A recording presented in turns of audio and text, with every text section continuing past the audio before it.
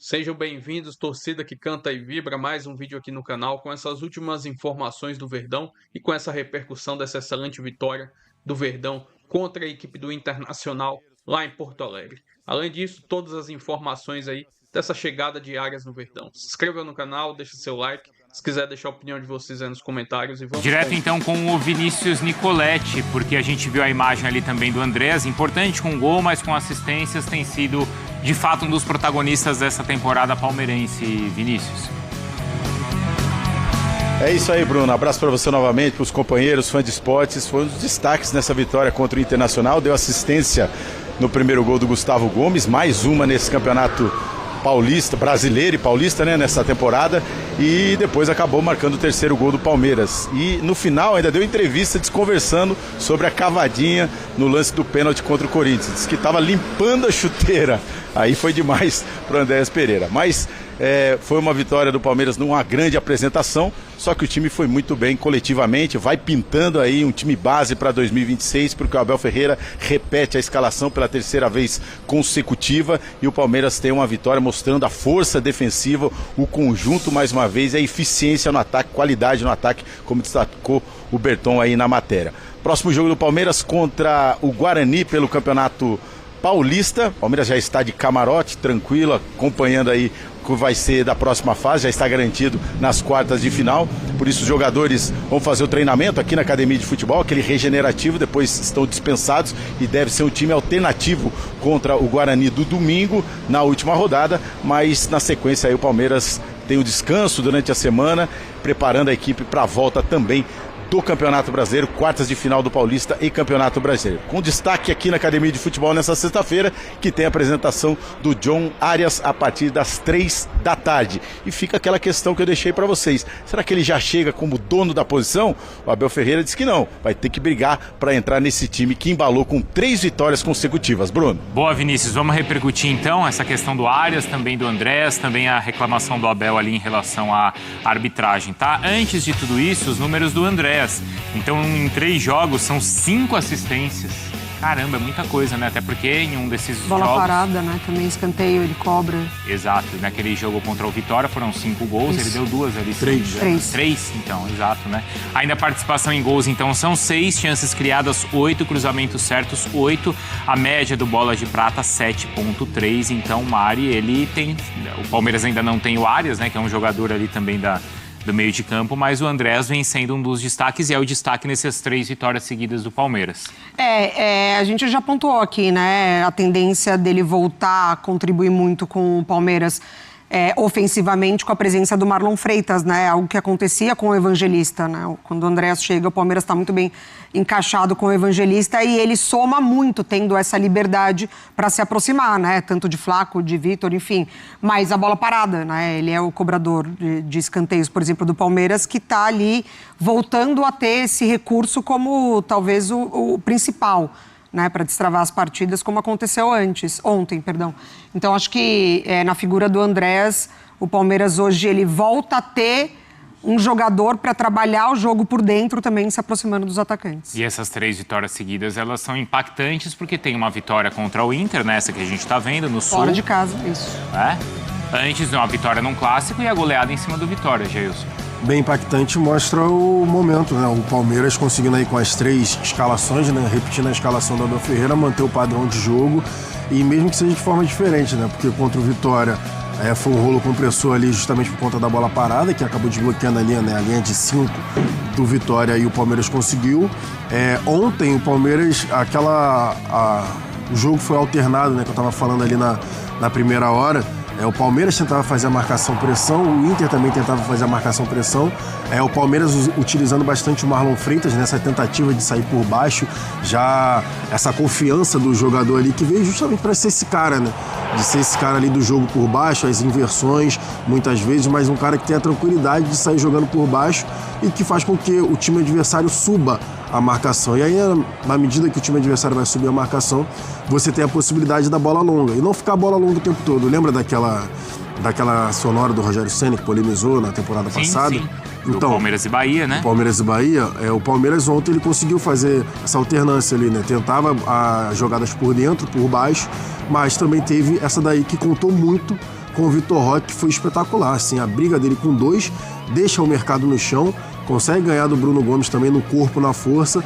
Conta com a sorte? Conta. Mas a insistência do Vitor Roque é muito mais baixo do que os seus defensores ali. A boa proteção fez com que o Palmeiras desbloqueasse ali, né? Fizesse o segundo gol no momento que o Inter estava bem no jogo. O Inter estava assustando ali no início do segundo tempo, mas o Palmeiras aí conseguiu fazer o segundo gol e depois o mercado deu muito mole mesmo. E aí o Luigi, justificando a escolha do Abel Ferreira, faz a jogada que culmina no terceiro gol do Palmeiras. E é engraçado que em 2 jogos já é a segunda participação assim do Luigi, não é? Não é, Mari? Aí justifica muito as insistências do Abel, né? Que assim, o dia a dia deve responder demais para ele. Porque o torcedor cobra, isso já aconteceu com vários jogadores, o Abel mantém, insiste e logo na sequência o atleta dá resposta, e agora é com o Luigi. Porque não é o cara que quando sai do banco o torcedor comemora. Ih, não, vamos colocar o Luigi, que é a nossa... uma arma, 12º jogador. Não é, tanto que o Abel justifica a troca do Vitor Roque pelo Luigi, que foi até um pouco polêmica no jogo. Do sorrisinho, lembra do sorrisinho também do jogo? Vitor Roque. É, do Vitor Roque. Então, e ele justifica que era um momento em que o Vitor Roque estava perdendo fôlego e não conseguia dar essa combatividade que o Luigi conseguiu dar, né? O Luigi responde em 2 jogos. 2 jogos consecutivos ele consegue dar essa resposta também. Justificando o porquê da troca. Que ontem até o Vitor Roque também não teve nenhum tipo de risadinha nem nada. Mas na hora que o Vitor Roque sai, ainda era um momento, não era um momento tão tarde assim, né? Tardio do jogo. E aí o Luigi entra e o Luigi já entra correndo mesmo de um lado para o outro o tempo todo, fazendo essa pressão na saída de bola do Inter. E era o momento que o Pesolano tinha colocado o Inter para frente para justamente tentar, né, igualar ali o marcador, e o Luigi marcando a pressão em cima. Porque foi o que eu falei sobre o primeiro tempo, né? As 2 equipes nesse revezamento. O Palmeiras tentava sair por baixo, o Inter ia. O Inter tentava sair por baixo, o Palmeiras ia para frente. E aí justifica a escolha do Abel Ferreira em colocar o Luigi em campo. Essa declaração que o Abel falou sobre o Arias, o que vocês acharam? Porque foi antes do jogo, naquela entrevista ali pro André Hernan, e ele falou assim, né, o Abel falou nesse sentido, vamos ver, né, não vai chegar já com a posição garantida, vai ter que lutar pelo lugar. Como é que vocês enxergam? Eu acho que é mais uma forma de você demonstrar o respeito com o jogador que já está com ele, né? Assim, ele... dá pra gente falar que ele encontrou a equipe, são 3 jogos que ele consegue repetir uma escalação, tentando encontrar um padrão com novos jogadores, assim, o Palmeiras, ele... pelo menos já há 2 temporadas tem renovado o seu elenco e isso tem impactado diretamente nos resultados ou em títulos, né, que na temporada passada não aconteceu, mas não tem como ele bancar o Arias e aí ele é questionado, no lugar de quem? Titular absoluto. E aí no lugar de quem ele é questionado em sequência, ele vai expor algum jogador? Não, assim, que o Arias é titular, assim... É inquestionável, né? O Palmeiras fez um baita movimento para trazer o jogador. Mas acho que na fala dele de treinador, ele tá certo. A gente consegue imaginar em que lugar o Arias vai jogar? Eu consigo imaginar no lugar do Maurício, como a gente já falou algumas vezes aqui. O Arias no lado da parte central para a esquerda e o Alan do lado direito. Não é o Alan do lado direito? Onde ele tá jogando. Onde ele tá jogando, porque o Arias também joga por lá. Também, joga por ali. Foi uma situação até que a gente comentou, mas o Arias, ele pode se adaptar e jogar pelo lado esquerdo também. Ele fazia isso com o Diniz, né? Jogava nas 2 pontas, principalmente quando o Diniz trocava ali os pontas com o Keno, né? Ele e o Keno ficavam trocando para justamente confundir a marcação. E o Abel Ferreira, ele sabe muito mexer com... Ele sabe usar as palavras, a gente pode falar dessa forma. Ele sabe mexer também com o mental ali dos jogadores. Ele ganhou o Maurício. Você é meu titular, conto com você. E o Arias, ele também ganha a disputa ali do Arias, assim, no sentido, o Arias tá chegando, tudo bem, foi um movimento absoluto que o Palmeiras fez, mas vai ter que me provar em campo que você merece tirar a titularidade do cara. Ganhamos 3 seguidas, o time respondendo bem, tudo bem que é um movimento caro, né, assim... Um movimento com cifras altas, mas você vai ter que me mostrar no campo. E aí o Arias vai ter que dar o a mais ali para justamente ganhar a vaga. Até porque... Os 2, no final das contas, ele ganha os 2. A gente tá com o nosso imaginário do Arias, que entregou muito pro Fluminense, futebol brasileiro. Ele teve o período dele agora na Inglaterra, que não foi dos melhores, né? Muito porque a equipe também não ajudou. Então, acho que ainda pode ter esse tempinho para ele se adaptar ao estilo do Abel. A gente conhece a cabeça do Abel, né?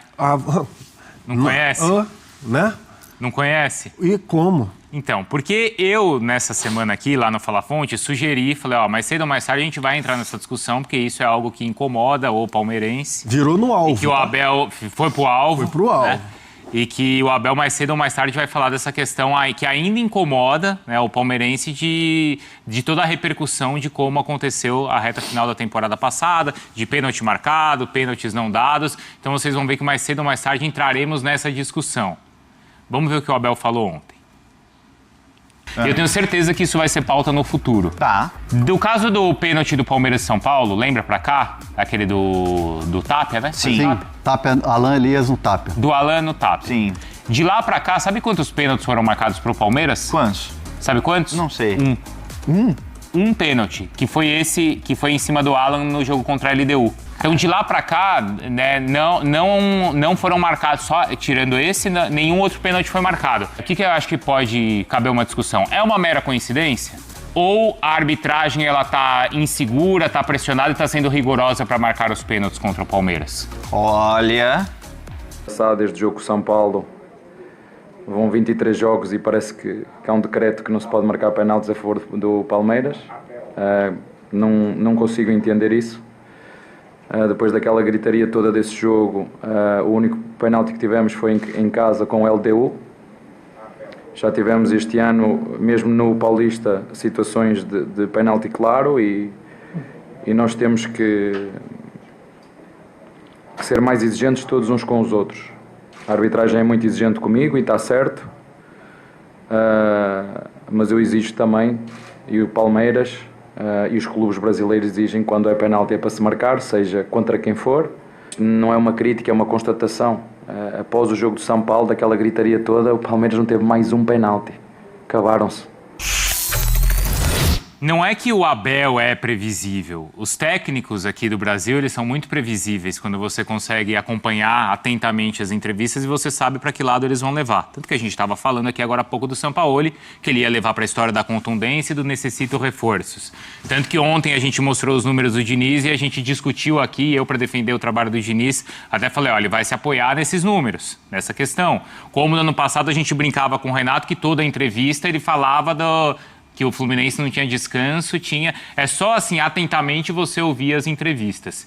E na última entrevista coletiva do Abel, no jogo contra o Corinthians, ele já tinha dado a entender que ele chegaria nesse assunto. Porque perguntaram do pênalti pro Corinthians, ele falou, do pênalti do Maurício, vocês não vão falar? Porque é fato que essa questão ainda incomoda ali, principalmente o torcedor, né? De como de lá, do pênalti do Tapia para cá, outros lances polêmicos aconteceram e eles não foram marcados. A questão não é só um pênalti foi marcado. A questão é que a gente discutiu e debateu outras penalidades que todo mundo entendeu que foram pênaltis e eles não foram marcados. Então eu sugeri o debate. Para que lado que vai essa história? É coincidência? É do futebol brasileiro ou não? Será que a arbitragem ela está insegura para marcar ou está sendo rigorosa para marcar os pênaltis contra o Palmeiras? Aí eu nem dei a minha opinião e posso dar aqui. Eu acho que o Palmeiras ainda paga essa conta. Mas eu discordo do Abel quando ele entende que pode ser algo ali, quando ele fala que pode ser algo orquestrado ou algo que... é um decreto, não foi assim que ele falou? É um decreto que não tem mais pênalti para o Palmeiras. Eu não vejo assim. Não acho que alguém na CBF chegou e falou assim, para de marcar pênalti pro Palmeiras. Mas o futebol brasileiro é assim, o torcedor sabe. Quantas vezes o torcedor fala, meu time foi ajudado nessa, na próxima ele tá ferrado. E o barulho e a repercussão, e aquele lance foi tão importante, tão repercutido pelo contexto, pelos times envolvidos, pela importância da partida, que o barulho foi grande. E a partir daí, lances aconteceram e, na minha opinião, a arbitragem ficou insegura com a repercussão que ia ter. Então, eu vejo assim esses casos que aconteceram, tanto que na hora eu citei ali 5 pênaltis, que a gente entendeu que foram pênaltis e não foram marcados. Eu nem coloco na conta o de ontem, porque o de ontem eu acho que... Eu vi gente falando que foi, gente falando que não foi. A própria Nadine, que estava na transmissão, falou que não foi. Então, no lance de ontem, eu acho que pode fazer parte aí de um combo, mas em outros, talvez... tenha tido essa insegurança aí da arbitragem. Porque acho que o número ele é impactante, assim, né? De você pensar que só um pênalti foi marcado e não pela arbitragem brasileira. Não sei como é que vocês veem. Pode ir. Então, eu vejo da seguinte forma. Eu acredito que tem um ponto de coincidência, tá? Mas acredito também na insegurança. Os árbitros com medo, para variar, de algum tipo de marcação. Não acredito que seja coisa de propósito. Ah, não, vamos prejudicar o Palmeiras, eu não acredito nisso. Mas eu acredito na insegurança mesmo. A arbitragem lá com medo de pegar a geladeira, que foi... Qual é o nome mesmo do... O abate, né? Do abate. De pegar a geladeira... Principalmente logo naqueles jogos seguintes, sabe? Mas já deveria ter passado, né? Isso. Beleza, tu fica nessa questão, os jogos logo seguintes, na sequência ali, aquela insegurança, mas já foi também o lance há bastante tempo. E vale lembrar que naquele jogo prejudicado, no caso foi o São Paulo, teve aquele barulho todo, né? Teve a entrada do Andrés Pereira, né, por cima, e o prejudicado ali foi o São Paulo, que teve aquele barulho todo. E até o Rizek, inclusive, né, que viralizou na época, ele falou que quem tinha que tomar cuidado, né, era a questão do Palmeiras, porque poderia virar contra o Palmeiras. Enfim, eu acredito mais em coincidência, como eu falei na época também, e eu acredito também que os árbitros têm esse receio mesmo contra o Palmeiras, mas isso já deveria ter passado há bastante tempo e mostra também a fragilidade da arbitragem do futebol brasileiro, né? Porque isso é um absurdo. Você vai com a pressão danada para você apitar um jogo e você vai com medo, por exemplo, de marcar lances que podem parecer óbvios. Então, assim, para mim, é a fragilidade ali da arbitragem brasileira que não deveria acontecer, ainda mais tratando do futebol, né? Que é um esporte, enfim, mais assistido e disputado aqui no país. Eu só não acho coincidência porque gira em torno justamente dessa fragilidade da arbitragem. Isso. Então, assim, para mim não é coincidência. Eu acho que e isso não quer dizer que eu também entenda que há um complô para não marcarem pênaltis a favor do Palmeiras. Não. O que eu não acho coincidência é esse dia ter acontecido da maneira como aconteceu, que também não pode minimizar o que aconteceu, porque foi um absurdo. Aquilo foi um marco, foi um absurdo. O barulho, ele teve que acontecer e ele foi proporcional ao que aconteceu. Pela importância Pela do jogo, importância claro. do jogo. Não, e pela importância do lance. Sim. Decisão em campo, decisão de VAR, o áudio do VAR depois, enfim. Muitas coisas. O assunto ele foi debatido da maneira como ele deveria ter sido. Mas o pós, de fato, colocou o Palmeiras num foco que não deveria, que diz muito mais sobre a arbitragem do que sobre o Palmeiras. Então, assim, se a CBF, identificando isso, tivesse esse comprometimento com a melhoria da própria arbitragem, isso poderia ter acontecido ali nos jogos seguintes por uma insegurança, mas virou a página. Virou a temporada, assim, você continua dando mais argumentos para esse tipo de assunto estar em pauta, assim. E ele está em pauta porque ele está acontecendo. Então, o Abel leva em coletiva, mas aí ele joga pressão para o próximo jogo, para o próximo árbitro, para a próxima equipe de arbitragem, porque a gente está falando do VAR, Aí a gente na está falando do próxima, árbitro se em acertar campo. ou se errar, se for a favor ou contra, vai Exatamente. voltar Então, essa assim, história. era um assunto que a CBF já deveria ter resolvido. Não, mas só a favor. Só se for a favor. Quando é contra, ele não fala. Ah, não, sim, mas vai voltar a ser debatido no sentido de, tipo, se amanhã for marcado um Vai, pênalti um pro pro outro Palmeiras, time, olha outro... aí. Tá. Exatamente. Então, Nesse assim, sentido da polêmica da a arbitragem. CBF, ela... Porque se for a favor, ele vai falar que não viu o lance. Não viu o lance, vai ter que analisar depois com calma. Que nem aconteceu no início do Campeonato Brasileiro, vale a gente lembrar. Algumas vezes, a favor do Palmeiras. Do ano passado. Só trazendo mais algumas informações, como podemos ver aqui na classificação do Brasileirão, o Palmeiras é o líder do campeonato, 7 pontos em 3 jogos, 2 vitórias e 1 empate na competição. Lembrando, o próximo jogo do Verdão vai ser contra a equipe do Fluminense no dia 26 de fevereiro. Teremos um hiato aí de 15 dias sem jogos do Campeonato Brasileiro. Mas o Palmeiras já entra em campo neste domingo, às 20 horas e 30 minutos, contra a equipe do Guarani. Como podemos ver aqui na classificação, o Palmeiras é o vice-líder do Paulistão, 7 jogos, 15 pontos. A equipe do Novo Horizontino, que é a líder, está com 16 pontos. Mas neste final de semana vai enfrentar o Red Bull Bragantino, que é o terceiro colocado.